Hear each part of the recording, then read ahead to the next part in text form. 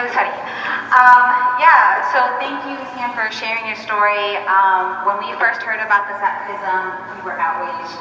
You know, what was the point of us fighting all those years for the Community Safety Act if you now have police officers who are not even following it?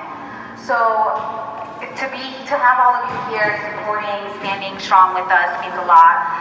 Thank you to the city councilors who showed up to hear this, because it is important that this matter gets addressed and investigated fully.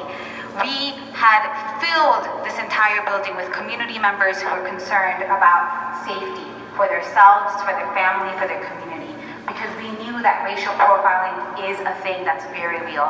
And we thought that with the Community Safety Act, we would at least have mechanisms in place to help prevent things like this. We knew we weren't going to solve racism overnight, and clearly we have not, if incidents like this are still happening to our youth. And that's what pisses me off the most, is that these are our youth. An 11-year-old was harassed by the cops for the color of her skin. Think about that. And so now I hope that y'all join us in asking for a full investigation into this matter, and to let the Providence Police Department know that they are on notice. April is an important month for Khmer people, because it's New Year's. It's a time when they get to celebrate their culture and their religious practices and be proud of who they are. But instead of basking in that pride, instead of being able to celebrate themselves and their community and their culture and their resilience, because hello, there was a whole ass war and genocide that happened like not that long ago, but maybe the government forgot about that? I don't know. But instead of April being a month to celebrate who they are and their culture, instead we have calls coming in nonstop of police harassing folks because they're Cambodian, because they're brown, because they live in certain neighborhoods and they're wearing certain colors. This is not the first incident of racial profiling that we have heard, and it's not going to be the last, unfortunately.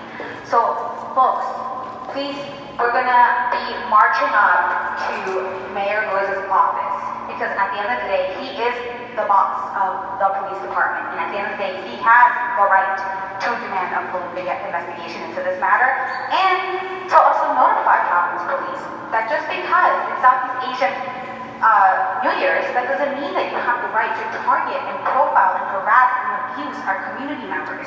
This will not stand anymore.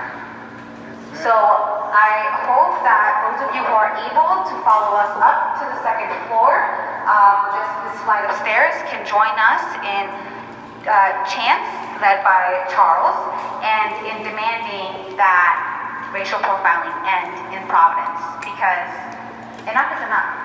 We don't want our youth going through this anymore, any longer. So, yeah, so if we can have the Sang family lead us, and then the rest of us can follow in chanting.